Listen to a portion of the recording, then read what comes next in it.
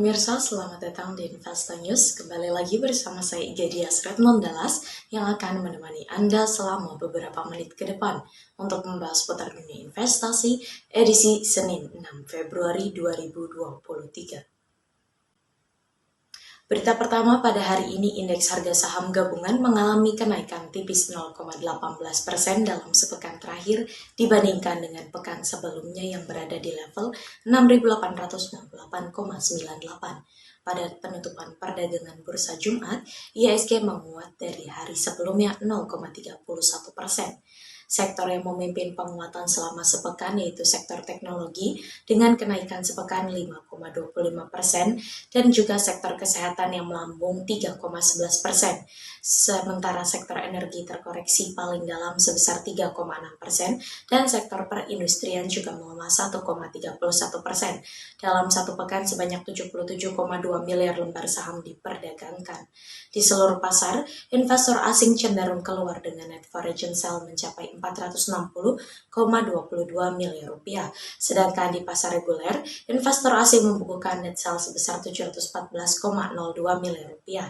Katalis yang membayangi IHSG dalam sepekan, yakni adanya rilis beberapa data ekonomi dari dalam negeri, di mana Badan Pusat Statistik mencatat pada Januari telah terjadi inflasi sebesar 5,28% dengan IHK sebesar 113,98. Selanjutnya, Purchasing Managers Index Manufaktur Indonesia dari S&P Global tercatat di angka 51,3 pada Januari atau naik dari angka Desember yang sebesar 50,9. Hal ini menunjukkan PMI Manufaktur Indonesia berada di titik tertingginya sejak bulan Oktober lalu. Pelaku pasar juga merespon realisasi pertumbuhan ekonomi Amerika Serikat yang sebesar 2,9% pada kuartal 4, di mana lebih tinggi dari ekspektasi pasar, yaitu di level 2,6%.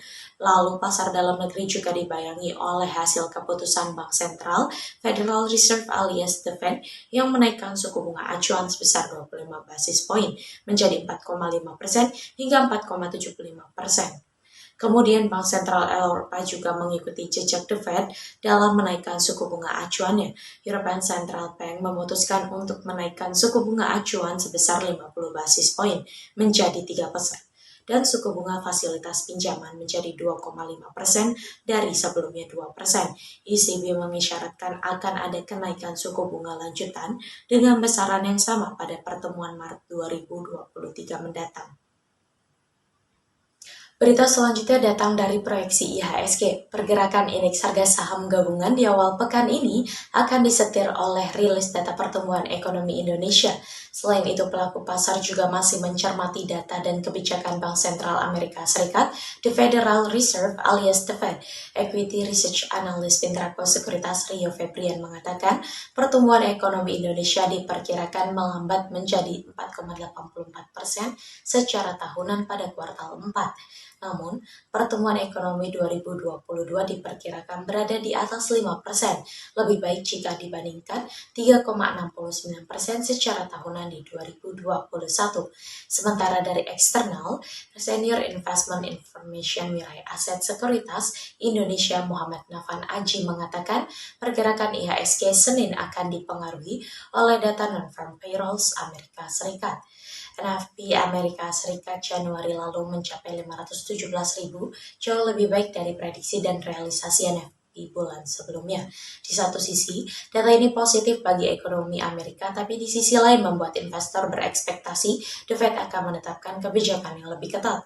Navan memperkirakan IHSG akan bergerak dengan support 6.875 hingga 6.890 dan resisten 6.952 hingga 6.985. Tetap mewaspadai potensi konsolidasi di atas support 6.830 jika penguatan tertahan di resisten area tersebut. Head of Research Jasa Utama Sekuritas Cheryl Tanuwijaya mengatakan IHSG berpotensi melemah seiringan dengan aksi risk off pelaku pasar setelah merespon data ketenaga kerjaan Amerika Serikat. Data ini membuka peluang bagi The Fed kembali agresif menaikkan suku bunga. Dolar Amerika Serikat juga bisa kembali menguat dan mayoritas harga komoditas justru melemah. Prediksi Cheryl, IHSG akan bergerak di rentan 6.850 hingga 6.950. Beralih pada sektor komoditas, harga emas batangan 24 karat PT Aneka Tambang pada perdagangan Jumat terpantau sedikit turun bila dibandingkan harga pada Jumat sebelumnya. Ini merupakan penurunan ketiga dalam mingguan.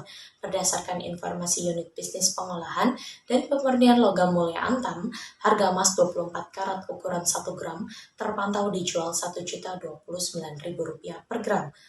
Nilai tersebut lebih rendah Rp1.000 jika dibandingkan dengan harga jual pada Jumat pekan lalu. Secara harian, harga emas berada di level terendahnya pada Selasa dengan harga Rp1.027.000 per gram dan terus menanjak ke level tertingginya Rp1.042.000 per gram pada Kamis. Sementara itu, harga emas satuan 10 gram dan 25 gram masing-masing dijual Rp9.078.000 dan Rp24.337.000. Selanjutnya harga emas satuan 50 gram dibanderol Rp48.595.000, sedangkan ukuran 100 gram ditebus dengan harga Rp97.112.000. Di sisi lain, harga buyback emas Antam berada di level Rp928.000 per gram, merosot Rp8.000 jika dibandingkan dengan Jumat sebelumnya. Selanjutnya pada sektor komoditas yang kedua, harga minyak mentah dunia bergerak melemah pada perdagangan sepekan terakhir. Hingga perdagangan Jumat, harga minyak West Texas Intermediate di New York Mercantile Exchange bergerak di level 75,27 US dollar per barel, lebih rendah 5,21% dibandingkan pekan sebelumnya. Sementara itu, harga Brent di ICE Futures Europe melemah 5,90%. menjadi 81,55 US dollar per barel, lebih rendah dibandingkan pekan sebelumnya. Adapun pada pekan sebelumnya, keduanya bergerak beragam. Penurunan harga minyak dipicu oleh peningkatan cadangan minyak mentah Amerika Serikat berdasarkan data yang dirilis Energy Information Administration Amerika Serikat. Cadangan minyak Amerika Serikat meningkat 4,1 juta barel pada pekan yang berakhir 27 Januari.